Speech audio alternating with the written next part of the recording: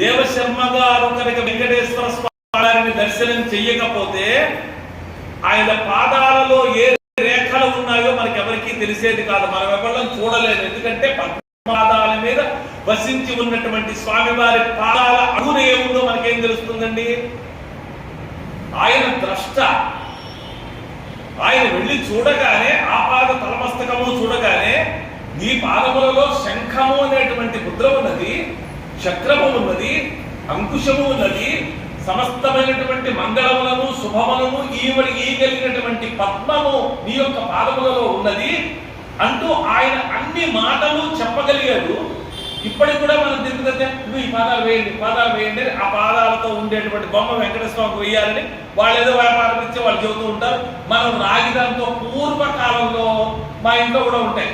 ఇంత రాగి ఎప్పుడో అది 40-100 ఏళ్ల క్రితంలో 80 ఏళ్ల క్రితమో 100 ఏళ్ల క్రితం